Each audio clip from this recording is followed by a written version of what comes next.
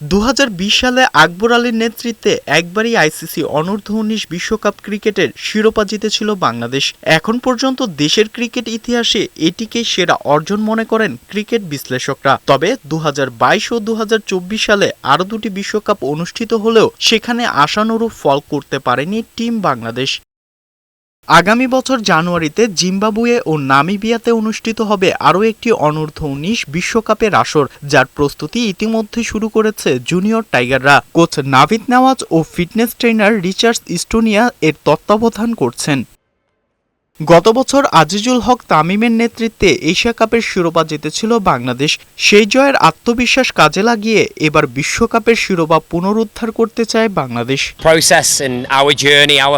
Asia cup জয়ের পর ছেলেরা বেশ আত্মবিশ্বাসী। আমরা দীর্ঘমেয়াদের পরিকল্পনা করছি, নিয়মিত অনুশীলন ও ফিটনেস নিয়ে কাজ করছি। আমাদের অনেক প্রতিভাবান খেলোয়াড় রয়েছে, তাদেরকে নিয়ে আমরা এবার শিরোপা জিততেই লড়াইয়ে নামব।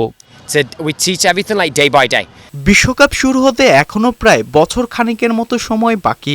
জিম্বাবুয়ে ও নামিবিয়ার কন্ডিশন মাথায় রেখে দেশের বাইরে বেশি বেশি ম্যাচ আয়োজন করতে চায় বিসিবি, যা ইতিবাচক হিসেবে দেখছেন ট্রেনার রিচার্ড ইস্টোনিয়া। বিশ্বকাপের আগে আমাদের অন্তত 5টি সিরিজ রয়েছে, যার বেশিরভাগই হবে বিদেশের মাটিতে। টুর্নামেন্ট শুরুর আগে যা ইতিবাচক দিক বলে আমার কাছে মনে হয়। বিশ্বকাপে অংশ নেওয়ার আগে প্রস্তুতির কোনো ঘাটতিও রাখতে চায় না বাংলাদেশ ক্রিকেট বোর্ড। সাজ্জাদ সাজু, বৈশাখী সংবাদ, ঢাকা।